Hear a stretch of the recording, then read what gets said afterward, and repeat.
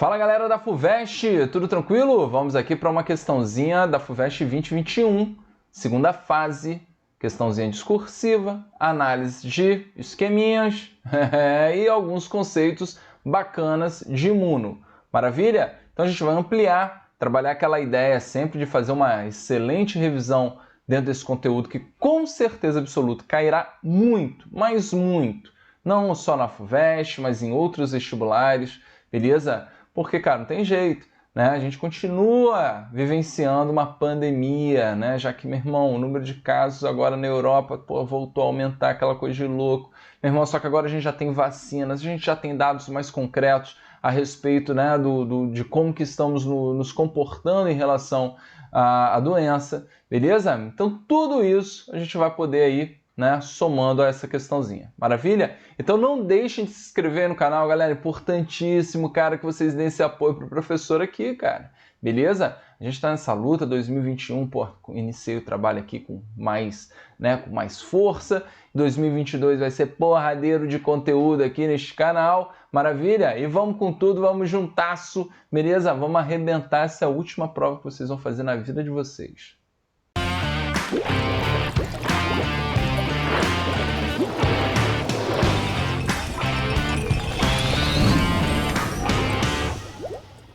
Pronto, galera, estamos de volta. Deixei a questão aqui inteira, depois vocês vão perceber que eu fiz uma apresentaçãozinha de slide e eu vou ampliando para a gente ter um pouquinho mais de tranquilidade, tá, na resolução de cada um dos itens. Maravilha? Então, por exemplo, aqui a letra A, ela até foge um pouquinho, tá? Repara o seguinte, ó, que analisa a resposta imunológica à infecção do organismo pelo coronavírus do tipo SARS-CoV-2 associados à Covid-19, a variação na quantidade de vírus nos organismos, os sintomas e as possibilidades de diagnóstico da infecção por dois métodos X e Y ao longo de 20 dias após a infecção.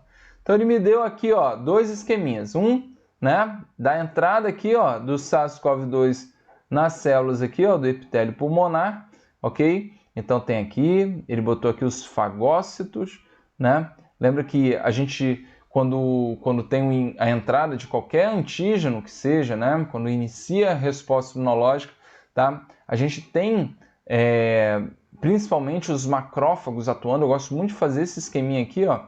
Vou aproveitar aqui, ó, a ideia. Olha que beleza, né? O nosso queridíssimo, vamos botar aqui, ó, antígeno, que pode ser, né, obviamente, o SARS-CoV-2, um cara que, de fato, né, acaba determinando uma resposta. Eu fiz de propósito aqui o macrófago, ó, com essas regiõezinhas, ó, expostas, beleza?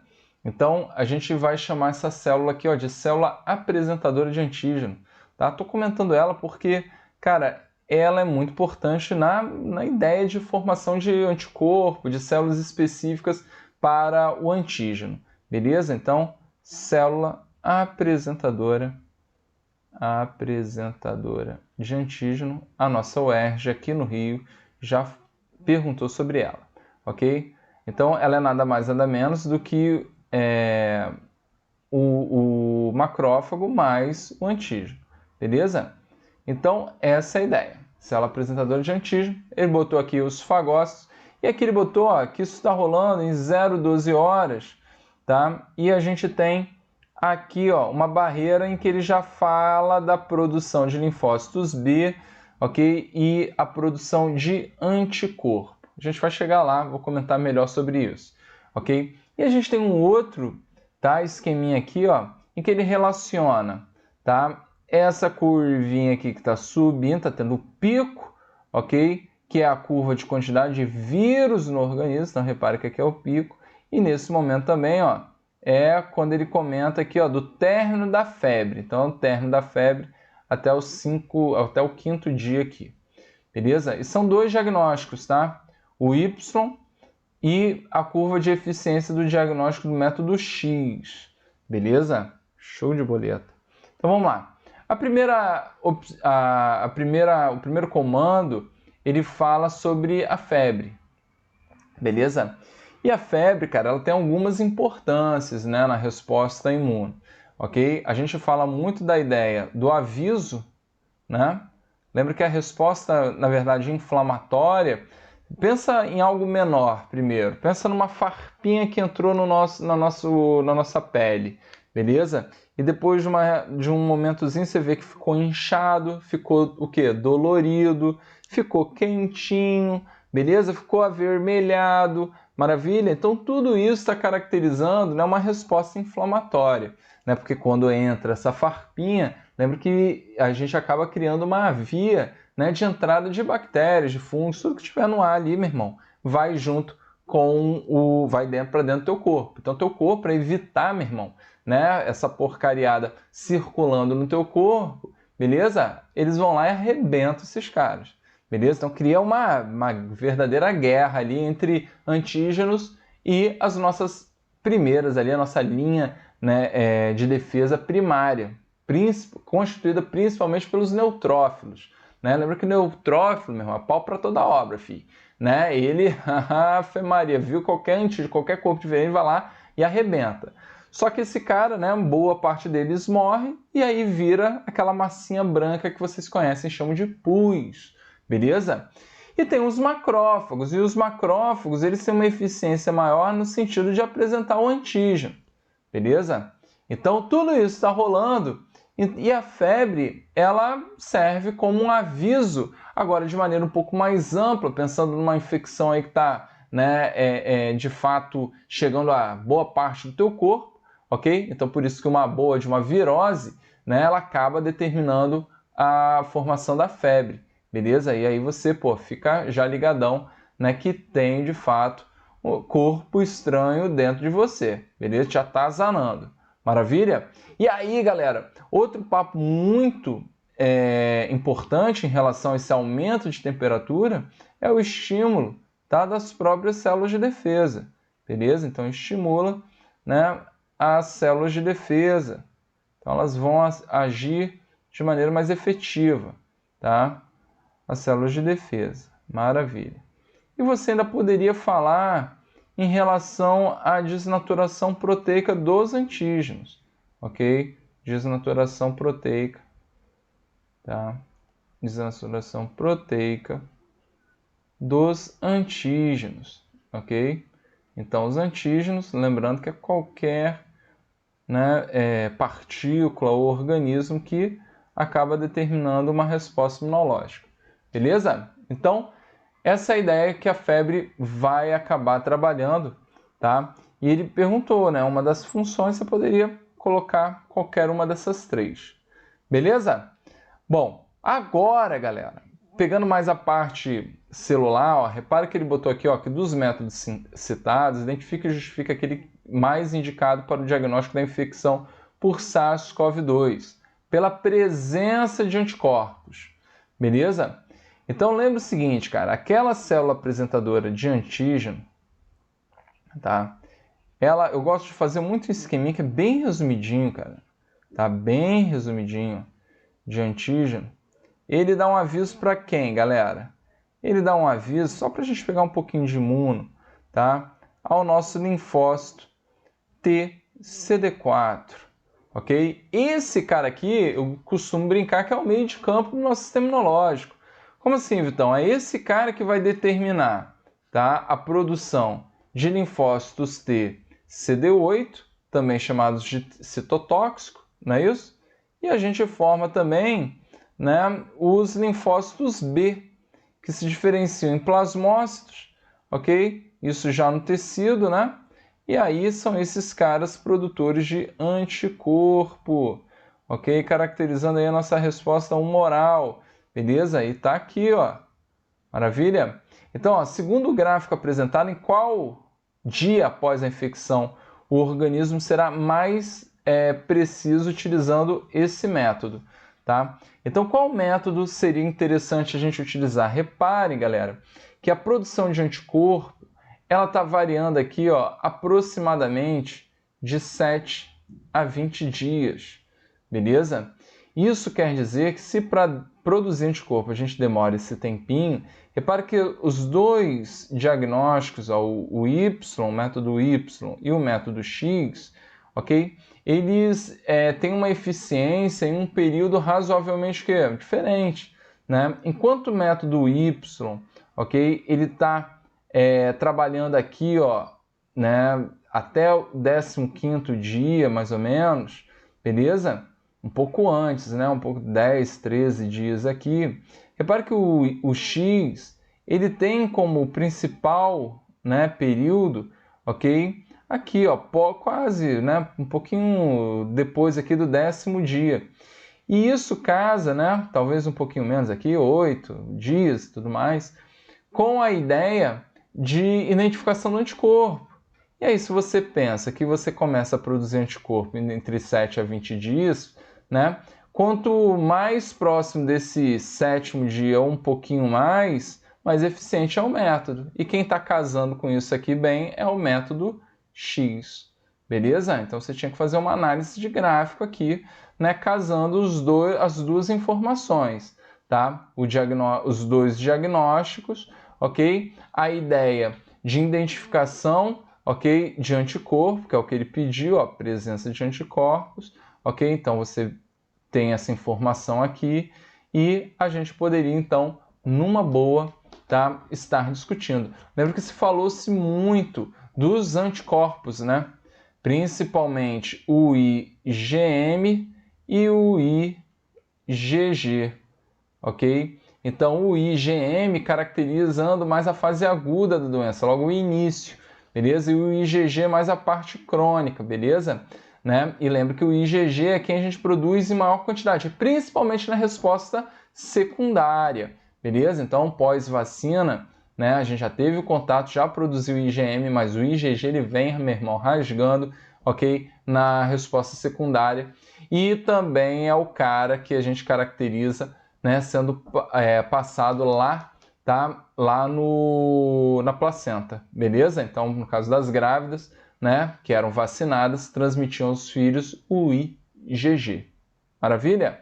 Tranquilão. Então, ó, segundo o gráfico apresentado, qual dia após a infecção o diagnóstico será mais preciso utilizando esse método, ok? Então, você teria que colocar aqui, ó, né, curva de eficiência, né, algo aqui, né, próximo do, né, 20º dia. Tranquilo? Beleza, gente? Então, é basicamente essa ideia que a gente tinha que ter aí para letra B. Tranquilo? Então, a partir do 10º dia, você teria a identificação. 20º dia é o mais preciso. Lindo, né? Show de boleta. E na C, trouxe mais uma imagem aqui para nos ajudar o entendimento. Ele diz que a resposta imunológica à infecção por SARS-CoV-2 pode causar inflamação pulmonar. Isso resulta em um acúmulo de líquido nos pulmões que prejudica a troca gasosa, ok? Diminuindo a saturação de oxigênio no sangue, ok? Então, dificultar troca gasosa, ele está falando, ó, que o líquido ele está aqui, ó, tomando o interior dos alvéolos, beleza? Olha os alvéolos aqui, ó, que lambança que a gente acaba tendo. Esses alvéolos, ok? Que, meu irmão, né, quando você inspira, né, preenchem de quê? Preenche de oxigênio, né? Fica com muito oxigênio, pouco CO2, né? Lembra que o ar atmosférico tem predominantemente nitrogênio, depois em torno de uns 25% oxigênio e muito pouco, 0,03% de CO2.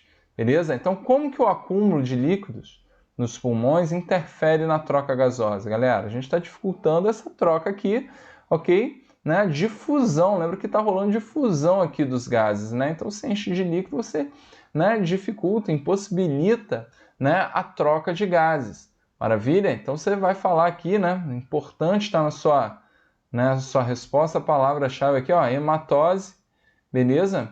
Que vai ser dificultada devido aqui à presença do líquido e não vai permitir, né, que preenchemos aqui os alvéolos com ar, né, que é quem de fato difunde, beleza? Pelos alvéolos.